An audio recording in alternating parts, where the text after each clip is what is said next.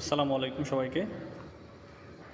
আজকে আমরা দেখাবো যে ডিজেল ইঞ্জিন ফায়ার পাম্পের এয়ার ফিল্টার কিভাবে পরিষ্কার করতে হয়।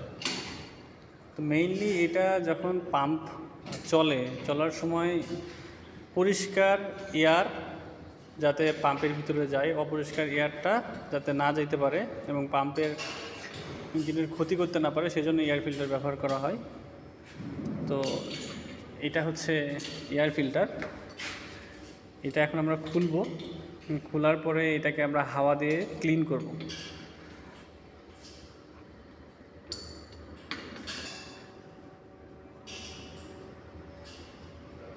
এয়ার ফিল্টারটা খুলতে হবে, আর এয়ার ফিল্টারটা এই ক্লিপ দিয়ে লাগানো থাকে যাতে এটা যখন পাম্প চলে তখন এই ঝাঁকুনিতে এটা খুলে না যায় বা নড়ে না যায়।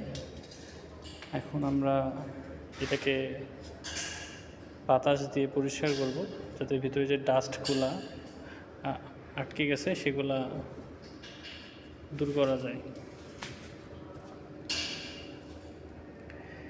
এটা বিভিন্ন সাইজের হয়ে থাকে। এখন যেটা দেখতেছেন এটা অনেকটা ক্রাউনের মতো। একটু ভিতরে দেখানোর চেষ্টা করতেছি। এটা খালি চোখে অতটা বোঝা যায় না, কারণ আমরা কিছুদিন আগে এটা পরিষ্কার করছি।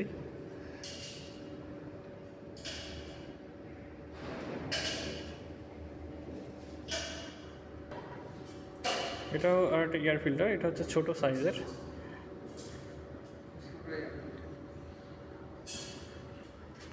তো এই এয়ার ফিল্টারটিতে বাতাস দিয়ে ক্লিন করে দেন আবার এই ক্লিপের মাধ্যমে লাগাই দিলে এটা হয়ে যাবে, খুবই ইজি।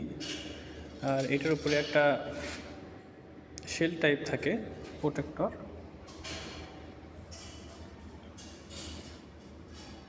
এটা নাট দিয়ে লাগানো থাকে পাম্পের বডির সাথে। সকলকে ধন্যবাদ।